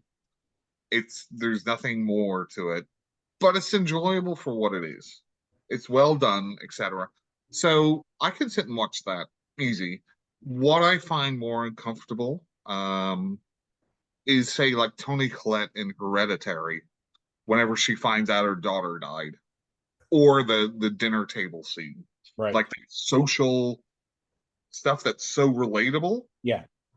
Oh, That's where I get more uncomfortable. definitely watch Coffee Table. Oh yeah, I'll have to watch it. I keep meaning to watch it, but I haven't yet. So there's another movie That's what makes them comfortable. You're gonna love this one. and that's what I keep like. I already know the storyline, so I'm not gonna lie. I already know the storyline. I know what happens. I know Don't the spoil it, Jim. I'm not. I'm not at all. Even So- it was spoiled for me too. Even outside of the storyline, it just gets so uncomfortable, and you're like, holy fucking shit. And there's things that happen that you don't even expect to happen. It's Right. It's a lot. I'm gonna watch it, but it's gonna be one of those things I'm gonna have to watch after a few months when I don't think about it for a while. Oh, what was that Ari Aster movie? The short one he made. What about the Johnsons? Oh yeah, I forgot about that. That's another very uncomfortable movie. So a friend of mine recommended I watch this short movie on YouTube called Aftermath from 1994. Is it Japanese? No, I think it's Spanish, but there's not really much spoken in it, so I really don't know. But it's about a coroner doing autopsies. That's all it is. Oh, right. Yeah, I know exactly what you're talking about. But It's on YouTube. yeah, but none of that shocked me. Like everything was a natural progression. It was just, oh, so this is where we're going now. Yeah, he's lonely. I mean, he's sick. He's not lonely. He's sick. Oh, yeah. Lonely people don't do what he did with that knife. Are you lonely, Jim? No? The voices in my head keep me company. So the other thing again, Brown, what you were saying, like real life, like if I want to be disturbed, I'll watch documentaries, look at news, and read up on history. Right. Those like the real like fiction stuff, never like I don't care. Although I don't like the animal stuff at all, because animals are innocent and humans are awful. It's true. But yeah, so I'll watch, like I say, read history, watch documentaries. I won't even tell you what just grossed me out recently, but So, Brandon, can you give us a little sneak peek about your current work in progress? Yeah, so next book is called Recessive Nature. It takes place in the 80s. It's about these two cousins, and they come from a lineage of cryptid trophy hunting. And so they haphazardly stumble upon their father's journal, and like where they could have the fathers have disappeared. Both their dads are gone. Find a journal, and then figure out like, oh shit, this is where they went, and then go explore like their last expedition, like and why they went missing. And so they take a trip out into the Pine Barrens. You probably guess which creature it is, but they do some hunting. The Loch Ness monster. Yeah, it's the Loch Ness monster. But there's a lot of surprises. There's a lot of creatures and monsters in it. It's like I guess like a gory, dark fantasy that has kind of like an 80s slasher vibe to it. I wouldn't say it's humorous, but like it's fun. I'm curious what people are gonna think of this one. It's very different than White Bishop. White Bishop's pretty bleak, and the ending is not a happy ending. Where this one's not really happy ending either, but it's not as like dark. So I don't know if you guys remember this song, but there used to be there still is, but there was a song that when I was in school, they would make us sing for chorus called Teddy Bear Picnic. And it's all about these teddy bears having a picnic in the woods. So when you said there's a bunch of monsters, I just picture monsters like having this picnic in the middle of the woods. They're actually a scene adjacent to that. So oh, I'm so here for it. Please, you're gonna have to let me know as soon as that goes up for pre-order. I'm gonna have to get that 100%. Mark, do you like cryptids? Do I like cryptids? Yeah. Yeah, I like monster movies. So. Do you know what cryptid he was referencing when he talked about the Pine Barrens? Yes. Okay. Just checking. We're not going to spoil anything, Brendan. We know. No, I think you find out pretty early on like what they're doing. Is, But is there a Mongolian death worm in it? um, there's talk of one. Really? Oh, nice. That was a pretty random random reference, Mark. I like So, that. so Brandon, what are some of your favorite horror movies? So my favorite horror movies, like again, I'm a huge Clive Barker fan, so I love the first two Hellraisers so much. Like, there's like two of my, I can watch them every Oh, day.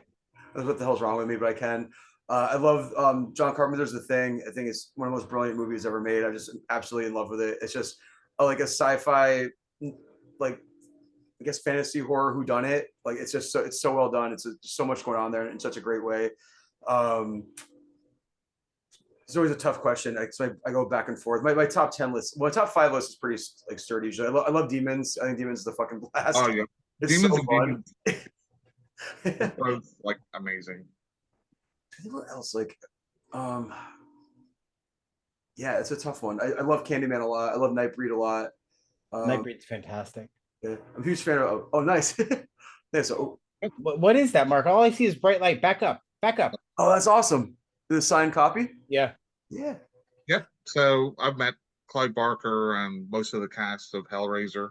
nice. Uh, That's awesome. I don't know if you're going to travel, but I met Tony Todd. Clive Barker will be in Orlando this October. I met John Carpenter. Oh, nice. Signed the Thing poster. Oh, that's awesome. Nice. Yeah. I love what an angry old man he is. We are Mark and I will remind me later to text you about something. But anyway, we'll be going to a convention called Spooky Empire in Orlando, and Clive Barker will be there. I'm super excited. That's awesome. Yeah, he was. So I met him a few years ago, and he had like health problems, but he looked pretty good. And then somebody on another group that I'm in said that they met him like last week, and he could barely speak. Oh, fuck. So yeah, I mean, he didn't look good in the picture either, but hopefully he gets better. Yeah. Hope so. He's a genius. But I will say I'm more of a fan of his fantasy, like Weave World and Imagica, more than I am of the Scarlet Gospels or the Hellbound Heart. His fantasy world building is amazing. So good. I love Sacrament too. Yeah. It's kind of like a. I never talked about that one. That's a fun one. Yeah, it absolutely is. I like his earlier, more horror-centric stuff like Books of Blood and Books of Blood was great. I wasn't a big fan of the Great and Secret Show though. That one didn't hit right for me. And that's where he started to go into the fantasy realm. Yeah. That one didn't hit right for me, but then you hop over to Magica and Weave World, and I devoured those books. I love Damnation Game too. I think that's like his first one. Yep. Yeah. They're supposed to make that to a movie. There's like talks of that for like years. It's kind of vanished. I really wish they would. It's such a good story. I don't know how to make it, but it's brilliant. I so wanted to like the Scarlet Gospels, but I couldn't get into it at all. Like he tried to mesh too much into that one book for me. Yeah. So the thing with the Hellraiser mythos, right? I really like that the Cenobites aren't this sort of moral guardian, right? Which they kind of went into like the movies, like, oh, you've cheated on somebody, so we're going to kill you. Yeah. In the first two, they're just like, and in the first two, they're just like, we're amoral. You open the box, this is what you get. End of story. We don't care whether you're good or bad or whatever. This is what you get. And then the Scarlet Gospel, great opening chapters. Then it just turned into this weird, almost like pro-Christian fan fiction. I don't know what happened to him. It was tonally weird, like the whole thing in general, in my opinion. Yeah. But I will say Hellseeker, I thought was really good. I loved that Kirsty took that turn and used her unfaithful husband as fodder to feed the Cenobites. I loved that. Hate it. Nobody asked you, Mark. Brendan, what do you think? I haven't seen that one in so long. They're like everything after 4. I haven't watched in like a really long time. I did see the video game one recently. So we right before the Hell World. Yeah. With Lance Henriksen, and not Lance Henriksen. Henry Cavill was in it. Oh yeah. No, I'm kidding. I love Lance Henriksen. totally kidding. But anyway, so when we went to Spooky and I met Heather Langenkamp, it was right before Hellraiser Judgment came out. And she said, she mentioned to me when we were chit-chatting at her table, she's like, I was talking about a movie called Home. And she's like, yeah, I hated that movie. So we had a little bit of a laugh about that. But then she's like, yeah, and I'm going to be in the new Hellraiser. And I'm like, what? You're going to be what? So I watched it just for her, and she's in like 3 minutes of it. Yeah. And it's And I the was like, worst. It's the but worst. it was amazing to watch Heather Langenkamp drop the F-bomb. No, Jim. I loved it. The movie sucks. I just like her 3 minutes. So how would you rate it, Jim? That would be a 2.5 out of 5, Mark. Or 2.5 out of 10. Sorry, not 5. So Not 5 out of 10? Yeah, no, not at all. It'd be like a 2.5 out of 10. But I will say, like, I'm a huge Heather Langenkamp fan, and it's mostly because she was the final girl in the first horror movie I remember watching, which was Nightmare on Elm Street. And I loved her in the Midnight Club.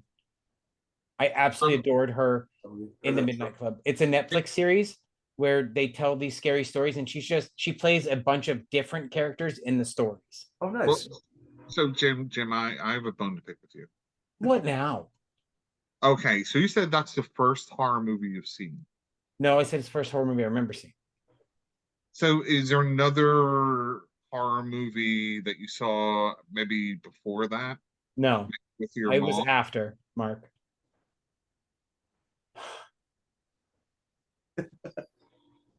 So this is the point in the podcast, Brandon, in case you're not aware, where Mark's going to bring up the fact that I saw The Entity at 8 years old. No. It's not that you just saw it, Jim. You always like to frame it like that. Jim and his mom, 8-year-old Jim or whatever, sat down to watch Barbara Hershey get raped by a ghost. That is not the way it happened. So how did it happen? My mother was watching a movie, and I sat down to watch it with her. Back in the 80s. Yes, so you and your mom watched Barbara Hershey get raped by a ghost when At you were 8 years old, I did not understand that was what was happening. I keep telling you that. No, well, I mean, you might be in that. I did not have the situational awareness to understand that her bending over a sink in a bathroom meant she was getting violated. She was naked in it, and you could see like the fingers pressing. I thought that was the best special effect ever. Right. But what do you think was happening to her? Oh my God, she's being touched, but there's nobody there. How did they do that? She's being touched. Yes. So and that's all you thought. That's all I thought until I saw the movie in my late 20s. Jim, I think you're swimming in that big river in Egypt. What do you think? What do you think, Brendan? Are you a fan of The Entity? I am. Yeah, I haven't watched it in a long time. It's a good one. Right, and I didn't see it for about 20 years after the first time I watched it. Seeing it again, I was like, wow, that's really heavy. Yeah. But as an 8-year-old, I did not understand a lot of the context of that film. And here we are today. Here we are today. Are you going to bring up my movie theater experience next, Mark? What? Are you going to bring up my movie theater experiences next? What other trauma would you like to exploit? So, Brandon, half of this podcast is me basically trying to, be like Frasier. I'm talking through Jim's past. So, Jim, did we ever talk about what movie was being shown in that movie theater?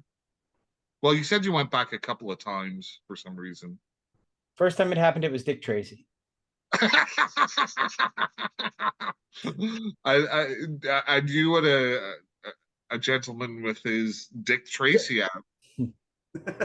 Mark likes to make fun of my trauma, and from when I was, I don't know, 10, 11 years old, roughly, 3 times I went to the theater by myself, and 3 times a man sat next to me while he was enjoying himself. So I stopped going to the movies from 11 to 25 by myself. Was it the same guy, Jim, or was it? It was not. No. People are fucking. Oh, whoa, hang on, whoa! This is a new revelation. Oh, it's 2 different people. Yeah, so 3 different guys found you in a movie theater with other people in there, right? Maybe 2 or 3, because it was a dollar theater, so there weren't many people there. Was this like a porn theater? No. It was a what's his discount face? theater in Winter Haven, Florida. Was what's his face in there? PB. What's his name? Paul Rubens. Paul But Rubens. anyway, Mark, Was it enough Paul about my Rubens? trauma. Enough about my No, trauma. hang on. Let's Whoa, move whoa, on. no. Let's back this up 1 second. So you was this in like you went one Saturday, then the next Saturday, and the next Saturday after that, I don't remember, Mark. I didn't mark it down in my three- diary. and three separate guys sat next to you and took out their Yes. their Dick Tracy's Yes. and started Yes. you know pulling on their white bishop. Was it during this scene like when you meet all the other like villains too? They're all like crazy looking. I don't remember, to be honest. I got up and I walked out. That's what a normal person would do. So did you finish the movies or no? What did I just say, Mark? That you walked out, but I got up and I walked out. is that like at the credits or? No, it was while this situation was happening. 3 times? Yes, the 3 times. Do you think that's a little weird, Jim? Of course. Why do you think I stopped going to the theater by myself? Do you think maybe you were on some sort of list? I'm just, it was some sort of ring going on, and Mark, you were maybe the center of it. No, I don't. No. So that seems very, very unlikely, Okay. right? Doesn't it? What do you want to say about it? Am I weird? Yes. No. That's very strange. 3 It is separate very guys. strange. I agree. The 3 times you went there By myself, yes. by yourself. And did they ask you if you wanted some of their popcorn, Jim? Anyway, so Brandon, we're now at the point of the podcast where we normally just discuss things that we've seen, books we've read, movies we've seen, video games we've played, regardless of whether they're horror related or not. You have anything you want to talk about? Oh man, let me think. So movies I've seen this year that I like so far. The last few years have been very difficult for me with horror. I've had a really tough time with a lot of the big studio stuff that's come out, and everything's just so hyperbolic now, where it's like it's the best and the worst, and everything is like hyper hyped up. Everything is so it's been driving me crazy. But sorting through all of this, I really did. I enjoyed Exuma on Shudder, South Korean folk horror. It was absolutely gorgeous, great storytelling. I love how they incorporated history into the folklore. I don't want to give shit away because it's a huge plot twist halfway through the film. Really enjoyed that one a lot. The Devil's Bath. It's a fucking slow burn. It's the that made Goodnight Mommy and The Lodge. And that couple fucking hates kids so much. Devil's Bath just starts off with a woman throwing a baby off a waterfall, and I'm like, yeah, these are these directors. But it's really slow and it's dark. It's definitely a slow burn. Once you find out like what they're hinting at, what the movie's about, it's a gut punch at the end. I really enjoyed it. The fuck else have I seen this year? It's been good. I watched that one that's on Shudder too that the director did, Sleep Tight. I thought that was really fun. I'm trying to think what else here. Check my phone. I'm looking forward to seeing Cuckoo. I hope that's good. Yeah. Like a palate cleanser from the last like 3 movies I saw in the theater, or 3 actually, last like 6 movies I've seen in the theater that were not good. Jim needed a palate cleaner after he went to the cinema as a young boy.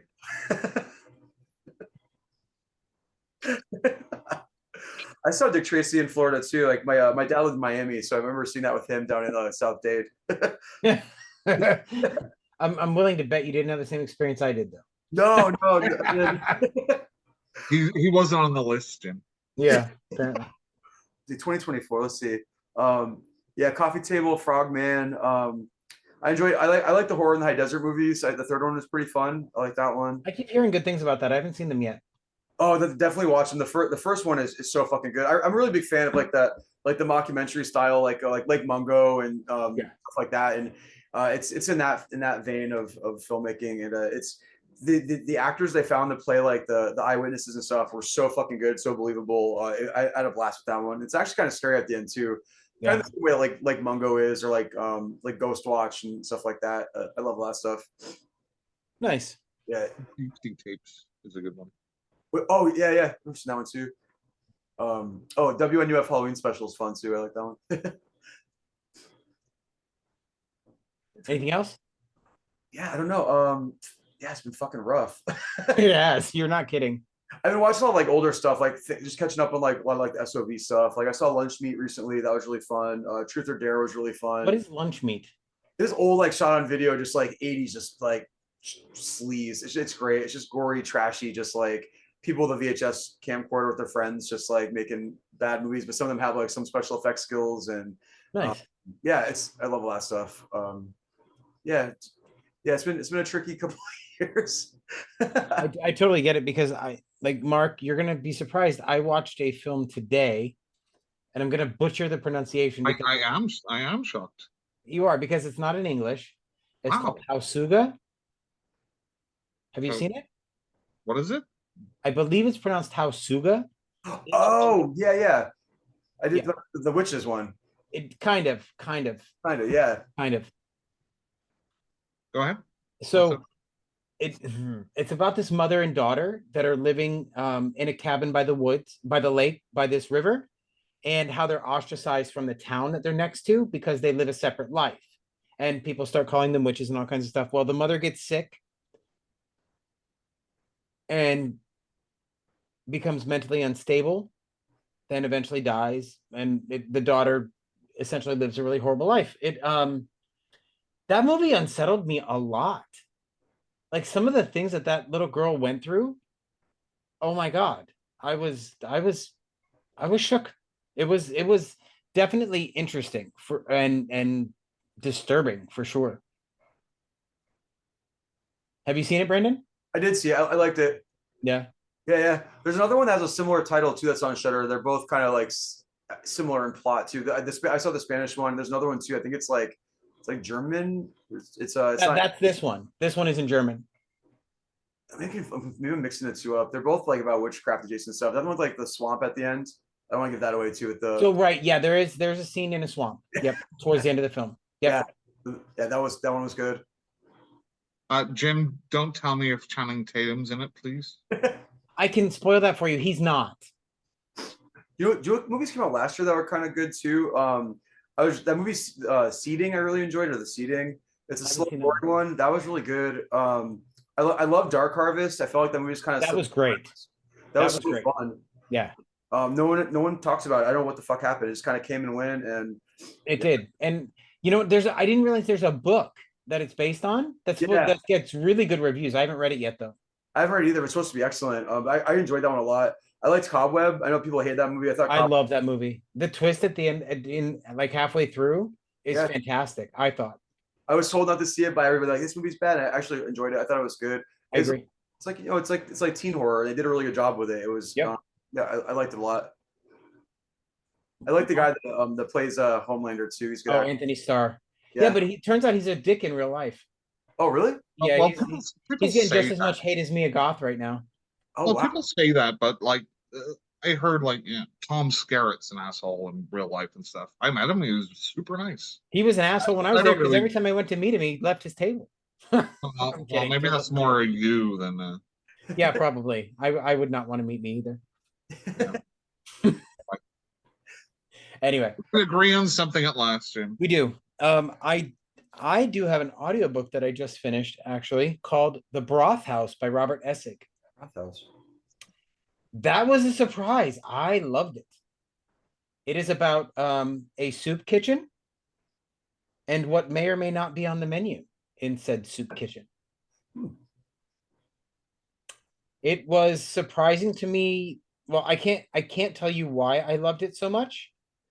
Because it would give away part of the plot that I don't want to ruin for anybody.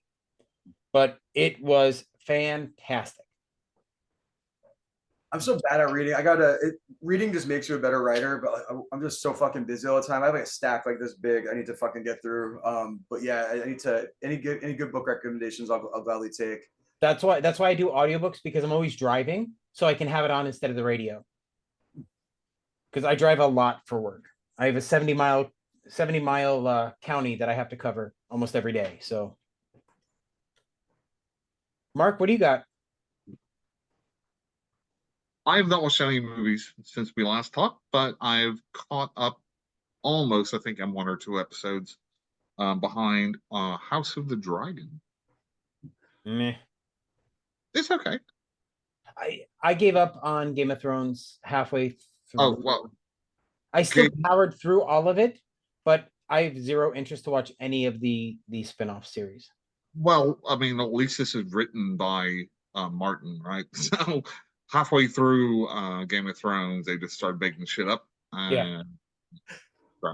But yeah, this is pretty good. Yeah. And I'm continuing to play Sniper Elite 5. Any books, Mark? We've been talking about you getting back into books. So I got my Kindle Scribe, You did. but I've not read anything yet. I've been too busy painting and all this other fucking crap. So, Brandon, I will recommend Rive by Erica Summers 100% because you'll have fun with that story. And Broth House. Nice. Both tend to be a little more extreme, but they're great. They're Oh, fantastic. If you haven't read it, Seven Rabbits is a good slasher book. If you like creature features, James Cain has My Pet Werewolf, which is it takes a turn in the third act of that book and becomes pretty extreme, and then the prequel continues that trend and it's very dark. Let's see. If you want cannibals, K.L. Alistair has Carnivores, which was great. Around chapter 11, it gets super extreme. What else? If you want drag queens, a good drag queen slasher, Freak has Gig of the Damned. That's a lot of fun. Oh yeah, he's reached out to me recently. He's super nice. I Really like is. he's been promoting White Bishop and just being such an awesome guy. It's like another person I just met in the the literature world. That's just been really cool. It's a very supportive community, and everyone's like really chill. It's a lot different than the film community. The film community I find to be really competitive and like not the nicest people. People that we thought were going to be chill and helpful were not at all. And I don't want to name names. It was a little shocking. And the people that we thought would not be so cool have been great. So, but in the book world, I think everyone that I've come across has been so awesome, and everyone just wants to help each other out and like push each other up, and it's great. I absolutely agree. We've been very lucky to have some really great authors on, and they have been pretty amazing in my opinion. Because I still consider a lot of them friends that I chat with daily or weekly. Or, they don't consider you a friend, though. No, probably not. I mean, I'm more annoying than anything, but I do tend to grow on you like a fungus. That's just how I work. You're not a fun guy at all, Jim. Oh, touche, Mark, touche. Yeah. But we've also been really lucky. The filmmakers that we've had the opportunity to talk to so far have been really great. Good. We haven't run into anybody that was uncomfortable or not pleasant to speak with. Believe it or not, the more extreme I get with the filmmakers and the producers and stuff that I talk to, the nicer the people get. Yeah, it's the mainstream people you don't hear back from. Yeah. Well, yeah. I mean, I think we interview a lot of up and coming filmmakers and authors, etc. And I they're doing it for the love of the genre. Yeah. Right? So it's some sort of cynical cash grab. So the horror community, I think, is very tight overall. So I think that helps. No, it's true. It's true. Brandon, please, we probably should have done this at the beginning, but at least give out your socials and your website so that people can find your stuff. Because I know I'm going to be ordering a signed copy because I have a fetish for signed books. So. Sure. And VCRs, sorry. No, go ahead. What were we going to say? And VCRs. Socials would be just bpshorror.com has all my socials on there too. Or if you go on to Instagram, it's just Brandon _ Perras-Sanchez. But yeah, reach out to me on any platforms if you have questions or whatever too. Any knowledge I can pass on. I learned a lot from Aaron teaching me the ropes with like self-publishing. We learned a lot just from filmmaking and being so micro budget that like I love sharing the knowledge of like what we know to help people like advance themselves too. So don't be afraid to reach out. I might take you up on that. I can't say anything more than that. I might have a friend I might recommend reach out to you. Mark? I thought you were going to say that you're going to make some sort of movie, Jim. No, not me. I'm not the creative type. I will fix the hell out of your computer, but I'm not the creative one. It's just not my bag. Or your VCR. So Brandon, thank you so much, and you're always welcome back whenever you want. This is a blast. If you want me to break Jim some more, and you can sit there and No, watch. I'll be perfectly blunt. I was a little intimidated reaching out 100% because, anyway, I was a little intimidated, but you're such a nice guy, so thank you. No, I hear that a lot. It's really funny, even like locally too. Yeah, like myself and friends are so chill. Everyone's like really nice. I swear. Well, anyway, I'm not going to say why because that'll just be embarrassing. But anyway, the point is, it's great. Thank you so much. This has been awesome. Jim, it doesn't show that it's recording. What? We're gonna have to do this again because only the host can see that, Mark. Just kidding. So the joke is we went through 20 minutes with a friend recording a podcast and I forgot to hit record.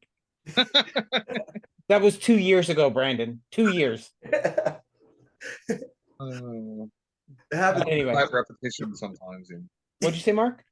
Somebody's got repetition. Yeah. Whatever.